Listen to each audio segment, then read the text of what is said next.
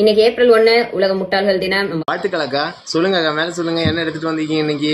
டெக்னிக்னு வட இந்தியால தான் இந்த RSS ஆளுங்க வந்து ட்ரெயின் முன்னாடி இஸ்லாமியர்கள் மாதிரி தொப்பி போட்டு நின்றுட்டு கல்ல விட்டு எரிஞ்சிட்டு சேட்டையெல்லாம் பண்ணிட்டு இருப்பாங்க. கடைசியில விசாரிச்சு பார்த்தா அது அவங்க ஆளா தான் இருக்கும். இதையானே நீ பொலிட்டிக்கல் ஸ்ட்ராட்டஜி ஸ்கிரிப்ட் தானக்கா. ஆனா அவங்க செய்யறதெல்லாம் உங்களுக்கு தெரியுதாக்கா.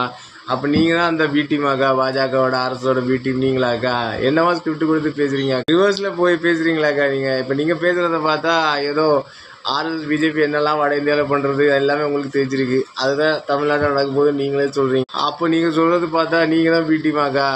சிசிடிவி ஃபுட்டேஜா உடனே காமிச்சு சும்மா மாஸ் பண்ணிட்டேனே.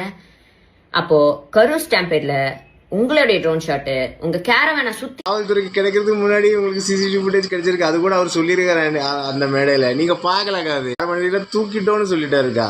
அந்த மாசுக்காது ஃபுட்டேஜ் உங்க கேரவேனுக்குள்ள இருக்க ஃபுட்டேஜ் இதேமான செந்தில் பாலாஜி என்ன வந்து டிலீட் பண்ணிட்டாரு.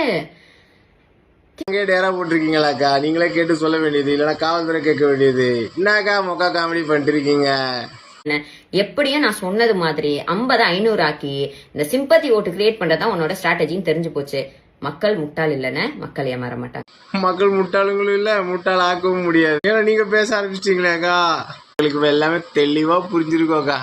இன்னும் புரியதான் போகுதுக்கா. நீங்க பேசிட்டே இருங்கக்கா. எப்படி எப்படி ஒன்று வாழ்த்துக்கலாக்கா. ரைட்டுக்கா.